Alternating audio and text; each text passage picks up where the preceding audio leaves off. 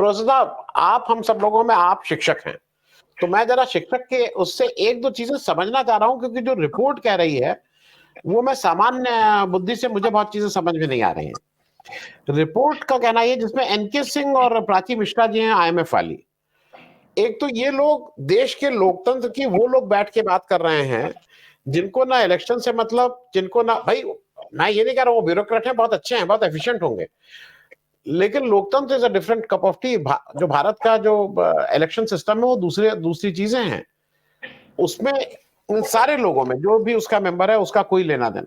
मैं थोड़ा पहले आपसे ये समझ लूं, ये रिपोर्ट कह रही है, also said that this report said that expenditure is more efficient post simultaneous elections। इसका मतलब क्या हुआ इस अंग्रेजी का? ये अगर आप समझा सके तो समझा दीजिएगा, मेरी बुद्धि में नहीं समझ में आया।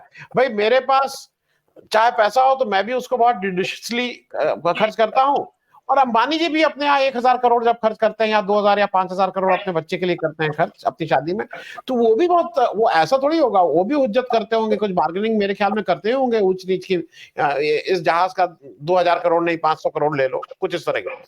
फिर वो कह रहे हैं कि inflation tends to be lower. अब ऐसी ऐसी बातें कर, लर्निंग आउटकम्स आर बेटर, उससे जो आप सीखते हैं वो आर बेटर। मतलब मैं इसलिए आपसे पूछना चाह रहा हूं, इस जार्गन में वो फंसा के इस देश के नागरिकों को कहां ले चलना चाहते हैं? मेरे लिए ये ज्यादा आवश्यक है कि किसने किसने वोट दिया, ज्यादा लोग वोट दे पाए कि नहीं दे पाए, मेरा नाम इलेक्शन सूची से तो निकल नहीं गया था, मेरे घर से कितनी दूर पे, एक फ्री एंड फेयर इलेक्शन ज्यादा बड़ा मोटो है, ना कि इन्फ्लेशन रेट क्या हो जाएगा और इससे जुडिशियसली वो हो जाएगा और एक्सपेंडिचर क्या हो जाएगा। एक तो आपसे मैं पहली चीज ये समझ लूं, इस पे अगर आप कुछ समझा सके। और दूसरा जो मेरा अभी भी ये मानना है कि ये मन की मैं क्या है, ये मन बिल्कुल साफ नहीं है। गोयल जी का जैसे अभी भी समझ में नहीं आया कि गोयल जी ने इस्तीफा क्यों दिया, और उसको किसी लार्जर, मैं षड्यंत्र नहीं बोल रहा हूँ, कॉन्स्पिरेसी नहीं बोल रहा हूँ, क्योंकि खराब, वो लार्जर प्लानिंग का हिस्सा जरूर है। उसको जिक्सॉ पजल हमें समझ नहीं आ रहा, लेकिन वो लार्जर उसका पहले तो चीज ये जो ये कह रही है कि एक्सपेंडिचर और नए नए टर्म यूज किए जा रहे हैं, expenditure is more efficient. Actual में जब आपको प्रशासन को बाध्य करें आप कि आप समर्पण करें राज सत्ता के सामने, तो राज सत्ता के सामने प्रशासन तंत्र समर्पण करता है इसी जॉर्गन वाली लैंग्वेज के माध्यम से, ताकि समाज समझ ना पाए कि ये करने क्या वाले हैं, लेकिन भाषा इतनी जटिल और एक तबके के लिए इतनी अट्रैक्टिव हो जाए कि वो उसको प्रचार प्रसार के थ्रू एक एक शब्द को लोगों के पास पहुंचाएं और लोग ये मानने लगे कि हाँ ऐसा हो सकता है। क्या इस चुनाव से एक्सपेंडिचर का रैशनलाइजेशन हो सकता है? ये वो कहना चाहते हैं कि भाई इसमें ये रैशनलाइजेशन हो जाएगा एक्सपेंडिचर का। सवाल उसका ये है, पता मैं अगर कुछ भूल नहीं रहा हूं तो मेरे को मीनू जी और शीतल जी करेक्ट करेंगे। इसके पहले शायद 3 बार वन नेशन वन इलेक्शन की बात उभरी थी, और एक बार शायद लॉ कमीशन ने भी बात की थी और उसको रिजेक्ट कर दिया था कि ये भारतवर्ष के अंदर संभव नहीं है, क्योंकि ये एक ऐसा प्रयास होगा जो मेरी दृष्टि में नंबर 1, अब अगर ये करते हैं और ये कर सकते हैं, क्योंकि इनका जो चरित्र है वह चरित्र सामाजिक ताने बाने को तोड़ने वाला है। तो उस सामाजिक ताने बाने को तोड़ने के लिए ये इस तरह की कोशिश कर सकते हैं, ताकि अपना जो अभी जो मीनू जी कह रही थी कि जो एथॉरिटेरियन एटीट्यूड है इनका, ये जो तानाशाही वाला रुझान है, उस तानाशाही वाले रुझान की तरफ चले जाएं। एक्चुअल में इनका प्रयास वन नेशन वन इलेक्शन यहां तक सीमित नहीं है। इनका प्रयास है one nation one election one party. बाकी जितनी भी पॉलिटिकल पार्टीज हैं, जब ये कहते हैं ना कि हमको विपक्ष मुक्त भारत चाहिए, हमको कांग्रेस मुक्त भारत चाहिए, तो इनका सीधा सीधा प्रयास ये है कि ये सारे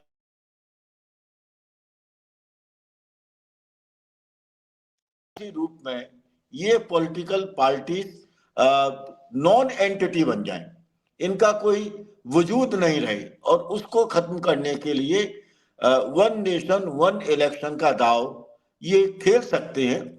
जहां तक खर्च का सवाल है, शीतल जी ने बिल्कुल सही कहा कि अब दूसरी पॉलिटिकल पार्टीज के पास पैसा नहीं है। अभी राकेश जी कह रहे थे कि वामपंथ रीजनल पॉलिटिकल पार्टी, जिनके पास तो बिल्कुल भी नहीं है, ये अगर कुछ जगह पर अपने संघर्षों के माध्यम से कुछ लोगों को जिता लें तो बात अलग है, अन्यथा ये अब पैसे को लेकर के किसी भी प्रकार से बीजेपी का मुकाबला तो कोई कर ही नहीं सकता है। जिस तरह का खर्च हो रहा है, पता नहीं कितने हजार करोड़ ऑलरेडी ये विज्ञापनों पे खर्च कर चुके। तो रोज आजकल तो न्यूज का में विज्ञापन इतने हैं, और फुल पेज विज्ञापन है। वह विज्ञापन जो कि उत्तर प्रदेश से लेकर के राजस्थान मध्य प्रदेश, केंद्र सरकार, इन सबके विज्ञापन है। तो चुनाव पर खर्चा तो इन्होंने ऑलरेडी शुरू कर दिया।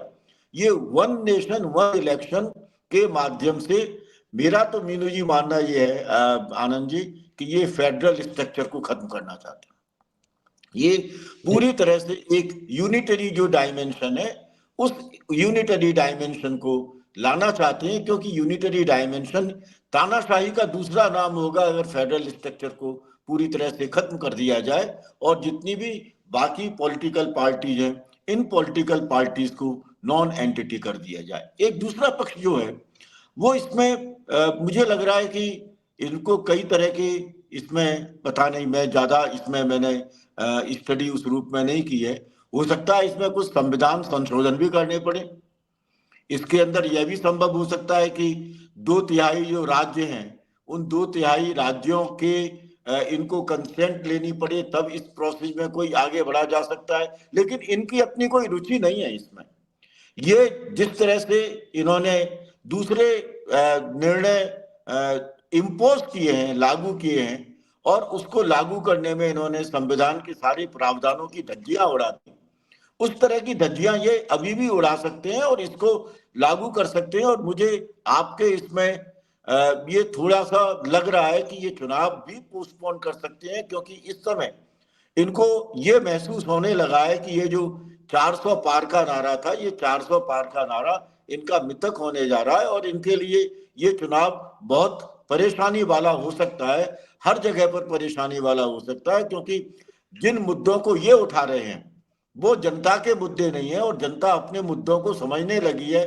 अगर जनता के मुद्दे ये नहीं उठा रहे हैं तो जनता के अंदर एक आक्रोश और असंतोष नजर आ रहा है, जो सभी प्रांतों में किसी ना किसी रूप में देखने को मिल रहा है। जहां तक चुनाव आयोग के अंदर गोयल साहब के रेजिग्नेशन का सवाल था, मुझे लगता है कि कहीं ना कहीं गोयल साहब की जो अंतरात्मा है वो जागी है। उनको ये लग रहा है कि ये इलेक्शन कमीशन का जो एक स्वतंत्र चरित्र है, संविधान के अनुसार एक जो स्वायत्त शासी स्वरूप है, ये इसे पूरी तरह से खत्म करने पर तुले हैं। और स्वाभाविक रूप से इन्होंने जिस तरह से उनका अपॉइंटमेंट किया था, उस अपॉइंटमेंट के बाद मुझे कोई शक नहीं है कि ये इस तरह के सजेशंस डायरेक्शन के रूप में देते होंगे कि इनको लागू करो, और इनको लागू करके हमारे लिए एक सपोर्टिव स्पेस तैयार कर दो, हमारे लिए एक फेवरेबल स्पेस तैयार कर दो। शायद इलेक्शन कमीशन के अंदर गोयल साहब को एक स्टेज पर यह लगा कि इस तरह के अगर निर्देश हम लोग मानते रहे तो चुनाव आयोग लगभग पूरी तरह से समाप्त हो जाएगा, और सरकार ही चुनाव आयोग की सी भूमिका का निर्वाह करने लगेगी। उन्होंने बंगाल के अंदर जब वो गए और बंगाल में जाकर के जो कुछ हुआ होगा, उनके साथ जो राजीव कुमार है, राजीव कुमार के साथ उनके जो डिस्कशंस हुए हैं, उन डिस्कशंस में जो कि सोर्सेस थे कि उन डिस्कशंस में इनके बीच में कहीं कोई बहुत डिफरेंसेस निकल करके आए। मुझे लगता है वो जो डिफरेंस ऑफ ओपिनियन है कहीं पर भी, उस डिफरेंस ऑफ ओपिनियन को ये राजसत्ता स्वीकार करने के लिए तैयार नहीं है, और उसका उन्होंने प्रयास अपनी पॉलिटिकल पार्टी में भी किया है।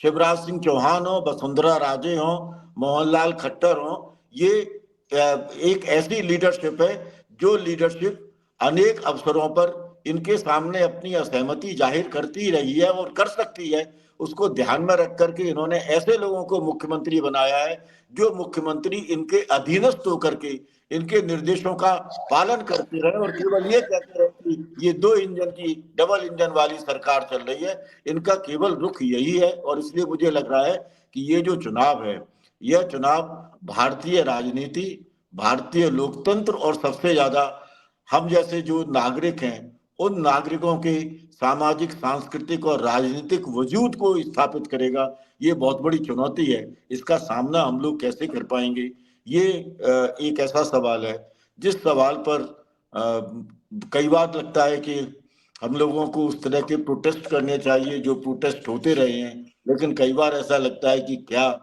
प्रोटेस्ट करने की और आंदोलन करने की जो एक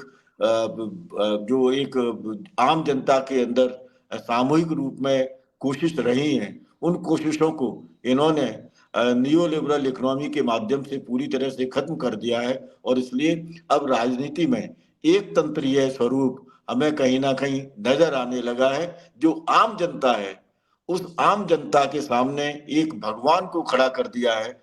जो भगवान या जो महापुरुष दया करके किसी को 5 किलो अनाज दे दे और कुछ चीजें दे दे, आप तो दया के ऊपर जिंदा रहिए, बाकी हमको राज सत्ता के अंदर जो कुछ करना है वह करते रहिए। एक ऐसा ढांचा आ गया है जो लोकतंत्र के लिए मुझे लगता है एक समाज विज्ञान के विद्यार्थी के रूप में इतनी बड़ी चुनौती है, जिसका सामना यही आम जनता करेगी। लेकिन कब करेगी और किस तरह से करेगी, ये देखने वाली बात जरूर होगी।